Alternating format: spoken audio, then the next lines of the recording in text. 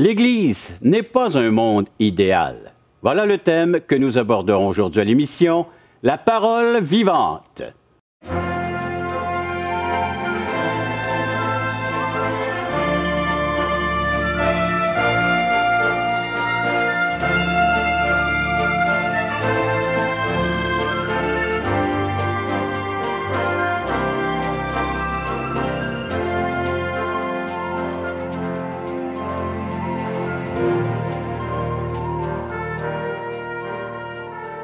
Mesdames, Messieurs, bonjour, bienvenue à l'émission La Parole vivante. Aujourd'hui, nous poursuivons nos études du livre des Actes des Apôtres, chapitre 5.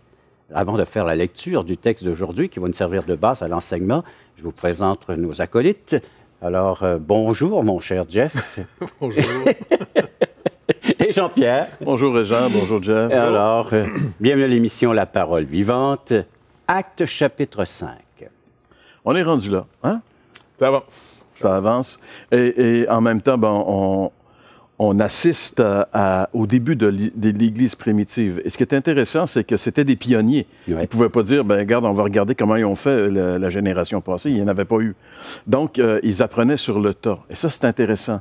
De quelle façon ils vont faire face aux problèmes qui se présentent à eux. Jusqu'à maintenant, on sait que les problèmes sont venus plutôt de l'extérieur, persécution. Mais maintenant, pour la première fois dans l'Église, il y a un problème qui va venir de l'intérieur. Et comment est-ce qu'on va éradiquer ce problème-là? C'est parce que si on le laisse aller, ça peut entraîner vraiment des choses terribles pour l'Église. Alors, c'est ce que ce texte que tu vas nous lire, Régent, nous présente aujourd'hui. Avec plaisir, Jean-Pierre. Donc, si vous avez votre Bible à portée de la main, c'est Actes chapitre 5. Je vous fais la lecture des 11 premiers versets. Mais un homme nommé Ananias, avec Saphira, sa femme, vendit une propriété et retint une partie du prix, et sa femme le sachant, puis il apporta le reste et le déposa aux pieds des apôtres. Pierre lui dit, Ananias, pourquoi Satan a-t-il rempli ton cœur au point que tu mentes au Saint-Esprit et que tu aies retenu une partie du prix du champ? S'il n'avait pas été vendu, ne te restait-il pas? Et après qu'il a été vendu, le prix n'était-il pas à ta disposition? Comment as-tu pu mettre en ton cœur un pareil dessein? Ce n'est pas à des hommes que tu as menti, mais à Dieu. Ananias, entendant ces paroles, tomba et expira. Une grande crainte ressaisit tous les auditeurs. Les jeunes gens s'étant levés, l'emportèrent et l'ensevelirent. Environ 3 heures plus tard, sa femme entra sans savoir ce qui était arrivé. Pierre lui adressa la parole. « Dis-moi, est-ce à un tel prix que vous avez vendu le champ? »« Oui, répondit-elle. » C'est à ce prix-là. Alors Pierre lui dit, « Comment vous êtes-vous accordé pour tenter l'Esprit du Seigneur? Voici ceux qui ont enseveli ton mari sont à la porte, et ils t'emporteront. » Au même instant, elle tomba aux pieds de l'apôtre et expira. Les jeunes gens étant entrés, la trouvèrent morte. Ils l'emportèrent et l'ensevelirent auprès de son mari. Une grande crainte s'empara de toute l'assemblée et de tous ceux qui apprirent ces choses. Oui, on ne rit pas dans l'Église primitive avec l'hypocrisie puis le mensonge. Non. C'est le début, hein? C'est le début de l'histoire. Et c'est intéressant parce que dans la Bible, on voit que à toutes les fois qu'un ère nouveau commence, il y a des événements. Prenons la première fois que le culte mosaïque ou lévitique va se mettre en marche. Les 2 fils d'Aaron, Nadab et Abihu, qui ont la responsabilité d'entretenir le feu, vont aller, ils vont amener du feu étranger, et eux aussi vont mourir sur le coup. Ils ne pourront pas aller plus loin. Tu sais. Alors, c'est comme si c'est le début, et comme si Dieu disait qu'il ne tolérerait pas ce genre de choses-là. Quand le peuple est entré en Israël, je veux dire, il arrivait, il sortait du désert, il arrivait dans la terre promise, et déjà, il devait conquérir, et il y a un gars qui a pris ce qu'il ne devait pas prendre, qui s'appelle Akan, et qui allait amener, en fait, la paralysie du peuple. Dieu allait cesser de travailler avec ce peuple-là si on ne réglait pas le problème. Et on a réglé le problème. Cet homme-là est mort. Et là, on arrive dans le début de l'Église ici, puis on a comme encore la même chose qui apparaît, c'est qu'à l'intérieur même, quelqu'un va amener quelque chose qui va bloquer l'action de Dieu, Et ça, c'est très, très sérieux. Peut-être qu'à nos yeux, on se dit, ben, c'est pas grave, ça, le gars, regarde, il faut le comprendre. Il vous laisse garder un peu d'argent. Non, il y a bien des raisons humanistes qu'on pourrait invoquer ici. De toute façon, le texte dit, il avait le droit de garder son argent. Absolument, absolument. Il n'y a personne qui a forcé de donner cet argent. Absolument. Mais l'idée qui est là, c'est que l'hypocrisie et le mensonge qui est en train de s'installer dans l'Église à travers ce qu'eux ont fait, parce que si eux l'ont fait, alors pourquoi est-ce que moi je le ferais pas? Tu sais, je veux dire, ça va se répandre. Et si on fait ça, qu'est-ce qu'on amène immédiatement dans l'Église? L'hypocrisie, le mensonge, et on est en train de laisser le diable entrer et prendre place dans l'Église. C'est pour ça qu'il faut que ça soit éradiqué, et ça va l'être. Ils sont, je veux dire, les apôtres sont vraiment C'est comme allumés. une intervention chirurgicale qui doit se faire le plus rapidement possible. Et puis je pense que c'est une leçon qui est devant tout le monde, là, visible, condition humaine, pour nous rappeler que toute action, de toute façon, va être amenée devant le Seigneur. On oublie que nous, les chrétiens, étant pardonnés, justifiés, il n'y a pas de problème, il n'y aura plus de condamnation pour ceux qui sont en Jésus-Christ. Mais comme pour Ananias et Saphira, ici, on est appelé à rendre compte de ce qu'on aura fait de bien ou de mal dans ce corps. En d'autres mots, on va avoir la perte de beaucoup de choses. Donc, c'est comme si ici, le Seigneur montre, je vais vous montrer visiblement qu'on ne se moque pas de Dieu. Et c'est pas parce que vous êtes entré dans une alliance de grâce que vous devez vous négliger, finalement, dans votre conduite. Donc, c'est important. Oui, que de choses à faire ressortir dans ce texte. On ne fait que commencer. L'émission va en être remplie comme ça, de voir cette intervention radicale de la part de Dieu concernant son Église ou sa nouvelle présentation, son nouveau corps, le corps de Christ, qui est là à Jérusalem. Vous avez certainement des commentaires, des réflexions à nous faire part. Vous pouvez bien les faire maintenant, soit en composant le numéro de téléphone suivant, 1-877-537-7647, ou visiter nos sites espoir.ca, touschrétien.com, un service tout à fait gratuit. Vous nous écrivez, ça nous ferait plaisir de pouvoir vous lire et de vous répondre si vous avez des questions d'ordre biblique, entre autres. Après la pause, on regarde davantage cette intervention divine au sein de son Église. Notre comportement de vie, c'est le résultat de ce qu'on va croire. C'est pour ça que Paul dit, le chrétien est sauvé par la foi sans les œuvres.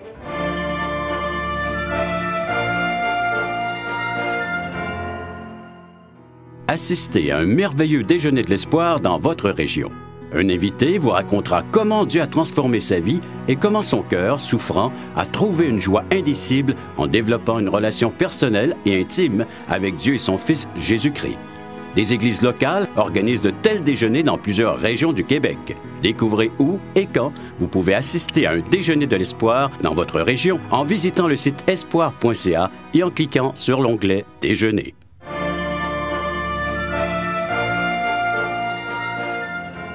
Nous regardons ensemble Actes chapitre 5 où la conduite de l'homme, eh bien, chaque geste devant Dieu a ses conséquences. Oui, parce qu'il y a un texte qui va être vu plus loin, puis Jésus en a aussi fait mention. On oublie que nos vies ont bâti quelque chose. On ne fait pas juste exister, on ne fait pas juste... tout ce qu'on fait est en train de bâtir quelque chose. Donc, l'image que la Bible veut qu'on ait, que Dieu veut qu'on ait, c'est que chacun de nous, dans nos vies, on est en train de bâtir un ensemble avec d'autres, sans même s'en rendre compte souvent, surtout les chrétiens. Quand on devient chrétien, on devient un peuple mis à part par le sang de Jésus-Christ. Et là, chacun de nous est en train de contribuer. On est une pierre vivante. À la pierre vivante qui est Jésus-Christ, on constitue d'abord et avant tout le temple de Dieu. Il habite au milieu de son peuple par son esprit. Deuxièmement, notre comportement de vie, c'est le résultat de ce qu'on va croire. C'est pour ça que Paul dit, le chrétien est sauvé par la foi sans les œuvres. OK? Après ça, tu lis un peu plus loin, Jacques va dire, montre-moi ta foi par tes œuvres. Et tu vois bien finalement qu'on ne peut pas être sauvé à moins d'être rendu, par les œuvres. Il montre les œuvres. Fait que là, tu es là en contradiction. Mais ce que Paul est en train de dire, c'est qu'il est en train de dire, écoutez, c'est pas par les œuvres d'un système légaliste que vous allez avoir le mérite de votre salut. Il claire ça en partant. Jacques, par contre, va dire, mais n'oubliez pas de quel genre de foi, le type de foi qui vous sauve, c'est celle qui va paraître dans votre vie. Ici, Ananias et Saphira manifestent ici qu'ils sont comme tentés de joindre la gloire, parce que dans le texte qu'on avait avant, c'était un gars qui s'appelait Joseph, nommé par les apôtres Barnabas, qui va devenir assez connu dans le restant de l'histoire. Ce Barnabas-là, lui, avait vendu un de ses terrains à Chypre et il avait donné de l'argent aux apôtres parce que c'était une manière aussi de lever des fonds pour être capable de rester à Jérusalem. La plupart étaient des pèlerins, ils ne restaient pas là, eux autres. Là. Et ils voulaient rester autour des apôtres pour recevoir cet enseignement. Mais inévitablement, parce qu'il a fait un geste comme ça avec d'autres, le reste de la population de l'Église, quand tu fais quelque chose de bien, là, les gens te « Wow, super, merci beaucoup », surtout ceux qui ont pu bénéficier de rester. Et il y a beaucoup de gens qui aiment cette gloire. Alors ici, Ananias dit « Gars, chérie, on va vendre un terrain, on va garder un peu d'argent, on va en donner un peu, là, on va... Hein? On va faire croire qu'on a tout donné. Ouais. Mais c'est vraiment comme on est bon. On n'aura pas tout donné. C'est ça. Et puis le Seigneur, l'hypocrisie, je pense qu'il y a un peu de difficulté avec ça. Parce que finalement ici, qu'est-ce qu'était le pharisien? Jésus dit, un pharisien, là, c'est quelqu'un qui fait, mais en même temps ne fait pas. Ils disent, mais ils ne font pas. Ben, c'est ce qu'il dit dans Matthieu 23, lorsqu'il parle contre les pharisiens. Ouais. Ils disent, écoutez ce qu'ils disent, là. Ce qu'ils disent, c'est correct, mais eux ne le font pas. C'est ça. Et pourtant, c'était des gens qui faisaient des œuvres sans arrêt. Fait que Jésus est en train de montrer ici en disant, vous pouvez peut-être bourrer tout le monde ici, là, mais moi, là, il dit, qui sont des cœurs, c'est Dieu qui parle. Vous, là, c'est pas une action que vous faites.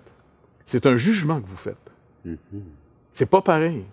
Un chrétien rempli de l'esprit qui fait quelque chose d'authentique, c'est pas un jugement qu'il fait. En d'autres mots, si tu fais quelque chose et ton frère ne le fait pas, bon, ben, tant pis pour lui, c'est pas grave.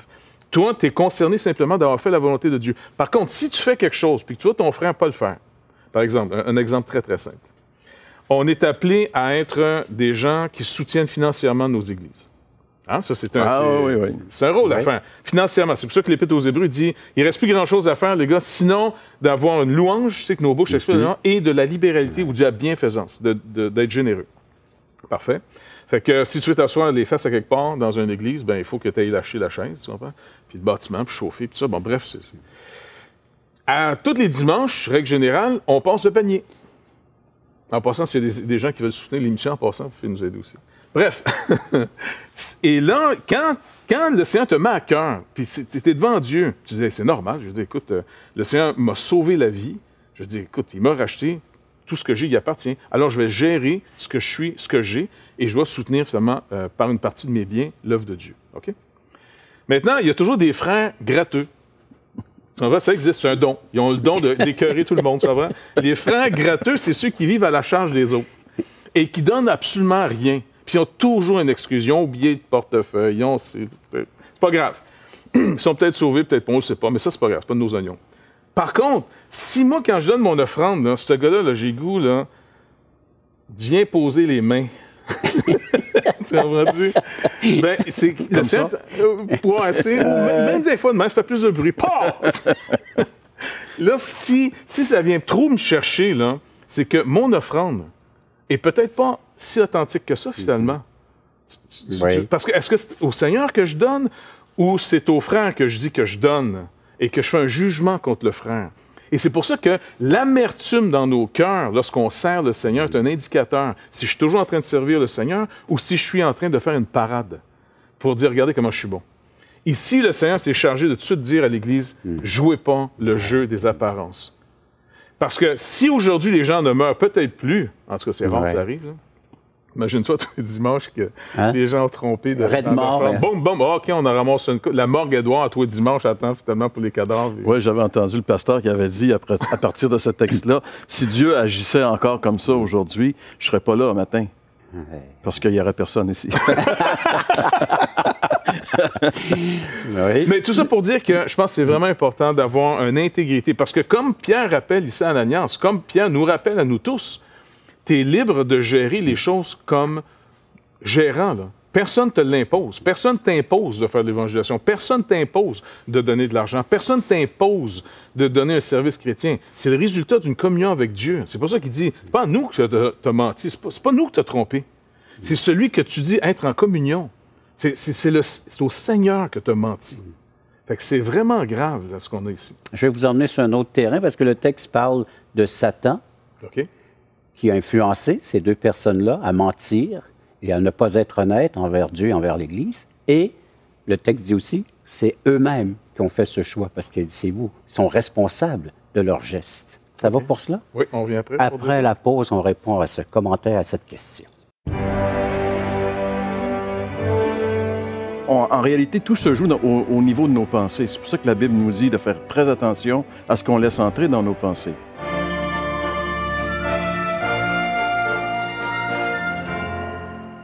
Voulez-vous combler le vide dans votre âme? Avez-vous soif d'une sérénité intérieure? La souffrance de votre cœur vous lasse-t-elle? Appelez dès maintenant pour recevoir gratuitement un évangile de Jean pour connaître l'amour de Dieu, un Nouveau Testament pour trouver des réponses à plusieurs de vos questions, le livre Destination finale pour comprendre la nécessité du salut et finalement la Bible et le salut qui nous explique comment recevoir Jésus. Contactez-nous à espoir.ca ou composez 1-877-l'Espoir.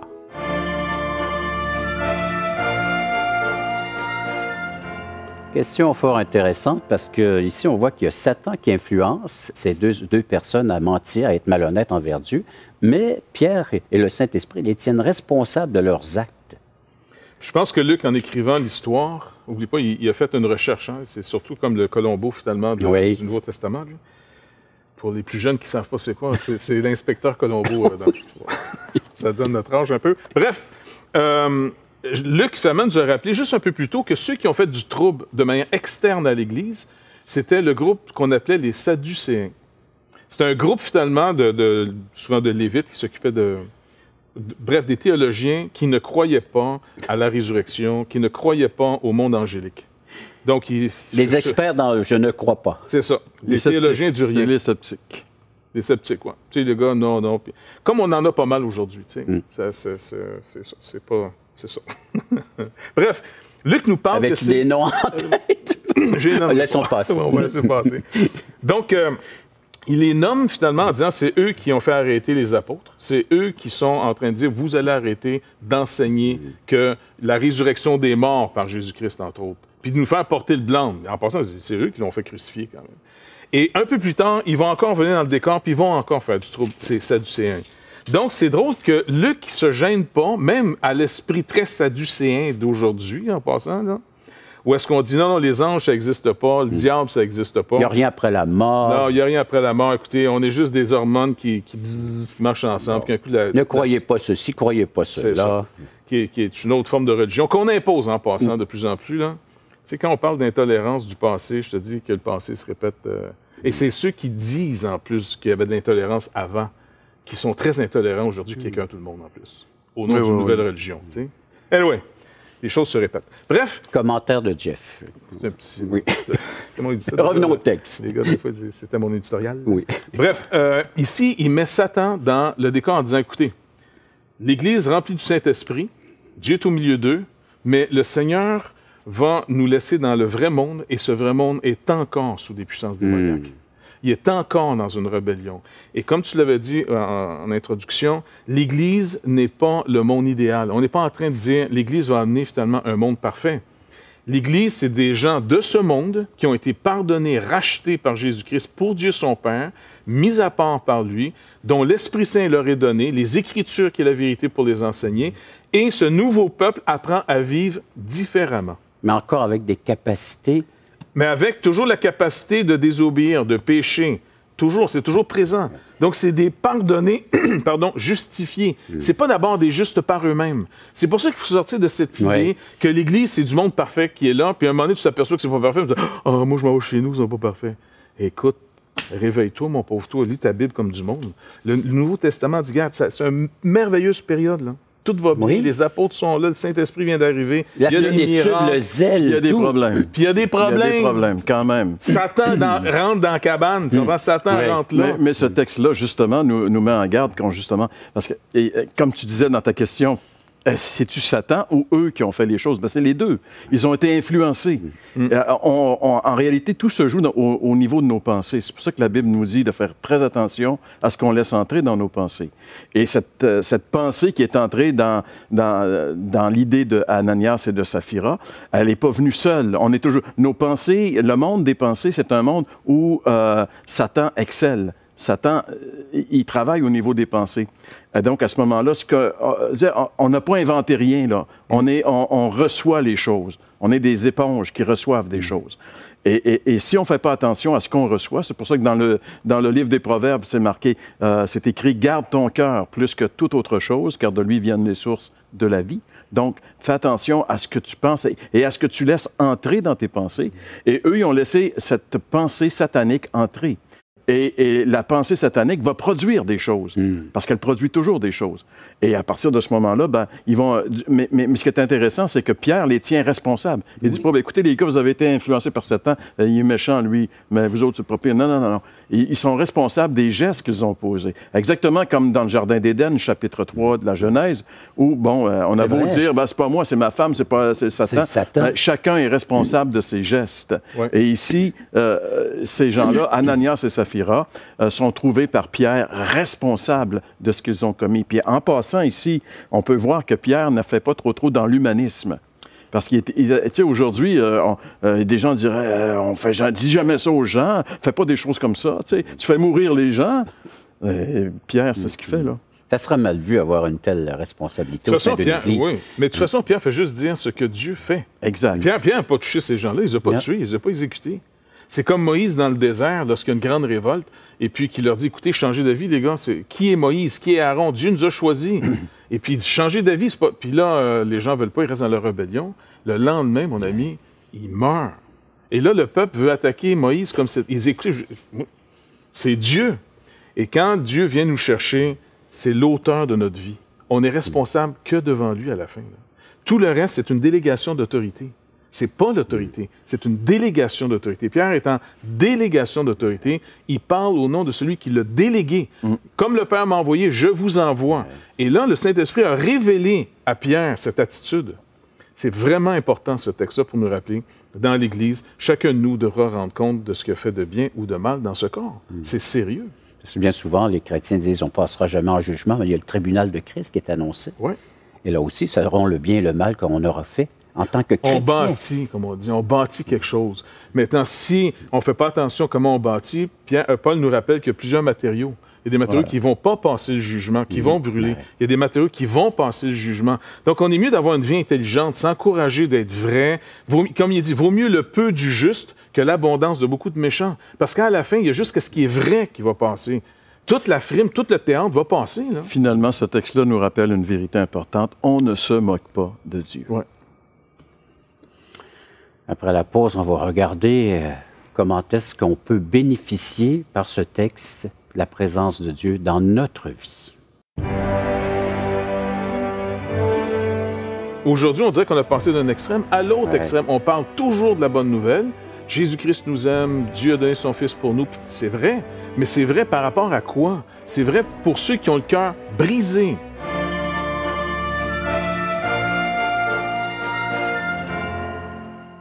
Espoirpourlecoeur.org aborde des problèmes que tous peuvent rencontrer un jour. Solitude, culpabilité, manipulation, rébellion et adultère.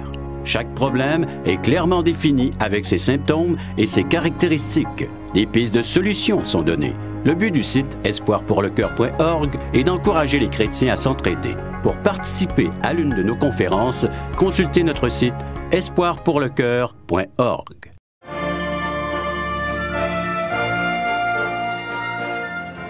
On regarde ensemble la conclusion de ce message d'aujourd'hui et par le fait même la conclusion de l'émission.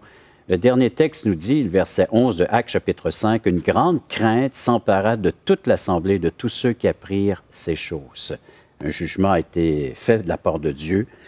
Dieu a conduit à la mort Ananias et Saphira. Les jeunes ont travaillé dur ce journée-là. Hein? Oui, c'est les jeunes qui venaient prendre les corps. Deux personnes. Ouais. Non, mais c'est vraiment sérieux. Hein? Et la fin de ce verset ici qui nous rappelle qu'une grande crainte s'emparait de tous. C'est parce que Dieu était manifesté. La sainteté de Dieu était manifestée au sein de son peuple. Et à travers toute la Bible, quand la sainteté de Dieu est manifestée, la crainte s'empare des gens. Et je pense que la présence de l'Église, peu importe où elle est, devrait susciter cette crainte respectueuse de Dieu, parce que c'est un témoignage. Tu sais, quand le Seigneur il enseigne ses disciples à prier, dites que ton nom soit sanctifié. Première notion de la prière. que le nom de Dieu soit sanctifié, mis à part, honoré, révélé, que les gens sachent que Dieu, il est là. Et qui, aujourd'hui, va manifester la présence de Dieu, si ce n'est l'Église, le corps de Christ? Mais encore faut-il que le corps de Christ sache que c'est sa mission et qu'il ne pourra jamais l'accomplir, comme on le voit ici, sans la présence du Saint-Esprit et la soumission entière au Saint-Esprit. C'est impossible autrement. Sans la crainte, là, on ne cherche pas pour vrai. Et la crainte, on peut parler de respect envers Dieu. Oui, mais aussi trembler, aussi oui, avoir peur. Tu sais, c'est sûr qu'on a tellement essayé de compenser pour un message qui, peut-être, dans d'autres époques, était trop sur la crainte de Dieu et qu'on n'entendait pas la bonne nouvelle. Tu sais, on ne parlait que de la condamnation et de l'enfer. Exactement. Et puis là, on laissait les gens sous un fardeau d'essayer de s'en sortir par toutes sortes d'exercices. Bon, là, c'est sûr que c'était une très mauvaise nouvelle. Puis la bonne nouvelle n'était pas tellement entendue. Aujourd'hui, on dirait qu'on a passé d'un extrême à l'autre extrême. On parle toujours de la bonne nouvelle. Jésus-Christ nous aime, Dieu a donné son Fils pour nous. C'est vrai, mais c'est vrai par rapport à quoi? C'est vrai pour ceux qui ont le cœur brisé. Il dit, je m'en viens annoncer une bonne nouvelle à ceux qui ont le cœur brisé. Pas à ceux qui rient en ce moment, pas à ceux qui sont au-dessus de leurs affaires. Pour ces gens-là, le message n'a pas encore eu lieu dans leur vie. Ils n'ont pas entendu Dieu parler. La sainteté de Dieu, il ne les a pas touchés pantoute. Là. Les autres pensent qu'ils sont bien corrects. Blaise Pascal disait, tel pécheur se voit juste, tel juste se voit pécheur. Et là, ici, cette crainte, elle est nécessaire. Même, tu ne vas même pas à l'hôpital, à moins que tu penses que c'est vraiment sérieux. Tu ne vas pas chez le dentiste tant que tu peux l'éviter. Tu ne changeras pas tant que tu peux éviter de changer. On est des créatures de déni fantastique. Là, c'est de valeur, mais il faut qu'il y ait de la crainte, il faut qu'il nous saisisse. Et on est encore devant le salaire du péché, qui est la mort. On voit ici deux êtres qui ont péché au Saint-Esprit, qui ont péché à Dieu lui-même, et puis Dieu agit. Conséquence, salaire du péché, c'est la mort. Et c'est exactement la même chose pour nous. Le salaire du péché, c'est le même. Il n'a pas changé. Il est toujours là, c'est la mort. Et la grâce que Dieu nous offre, c'est la vie éternelle ou d'être déclaré juste par l'œuvre de Jésus-Christ. Donc, on n'est pas sauvé par des œuvres. C'est un don gratuit. C'est la grâce qui est offerte à chacun d'entre nous, pécheurs. Et une fois que le salut est en nous maintenant, qu'il fait partie de nous, on accomplit des œuvres qui vont honorer et glorifier notre Seigneur Jésus-Christ, notre grand Dieu, des œuvres qui reflètent sa personne, sa nature et sa justice. À vous maintenant de faire ce choix. Il est là disponible à quiconque veut bien le recevoir. Merci de votre participation à l'émission et merci d'avoir été à l'écoute de cette autre émission de La Parole vivante.